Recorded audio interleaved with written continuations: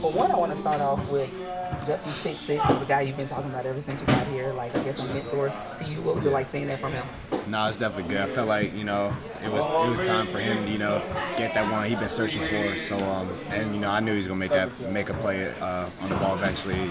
Game changing play. So that's huge for him. And yeah, just really happy for him. Over time, I'm sure y'all's relationship has continued to grow. Just what are some of the things, I know like not specifics, but what are some of the things that you've learned that you've like applied to your game? Just being level-headed and kind of controlling the ups and downs, and just really staying focused on continuing to grow. I'd say those are the biggest takeaways I've got from him. Despite the outcome of yesterday's game, Yeah. The defense played pretty solid. Just what were your takeaways from it? Just playing solid, but just having that urge and strive to be perfect and just to be great. I think just helps our defense to continue to grow and get better each week.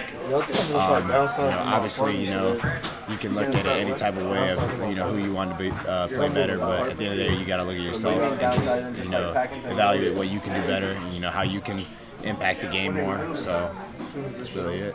Cam talked about, through 11 weeks, people are getting injured, of course, and even in this locker room as well. But knowing that you wouldn't see Michael Penix and Drake London, what was it like preparing without them? Just trying to focus on, who some of their primary guys are. We know Bijan, we knew Kyle Pitts were going to be, two of their biggest playmakers. So finding ways to slow them down and try to, hold them to limited, yardage and explosive plays. So that was really the game plan going in.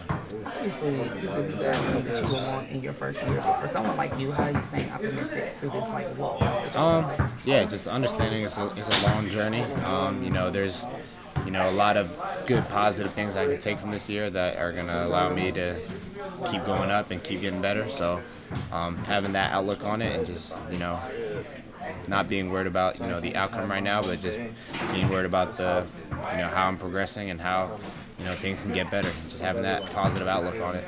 And then lastly, you and guys, between you guys like Quincy Riley getting a lot of reps, young defensive backs holding it down there. Like, what do you take from that? Like, how do you assess you all's play being young? Yeah, being really critical. I think that's the most important thing. It allows, when you are critical, it allows you to, have those learning experiences more and just be able to have some of those mistakes, and take them and not let them happen again, and just holding each other accountable. We all do a really good job of that in our DB room. Just calling how we see it and just not sugarcoating things, and then just being able to communicate in the meetings and practice. Put ourselves in really tough situations and make it hard on each other. Just iron sharpens iron. And then speaking of, lastly, I know you can only see so much, but your classmate Tyler Shough, knowing or seeing how he's, I guess, played against tough defenses, the pass rushers I'm sure y'all talked about with Atlanta. How have you seen how he's executed that? I think he's a really confident quarterback, and I think that is really contagious. And I think he brings a swagger and just a playmaking ability to the offense that we really need. And obviously it didn't go our way yesterday, but I think he's continuing to get better each week, and I think he has the ability to really transform things here.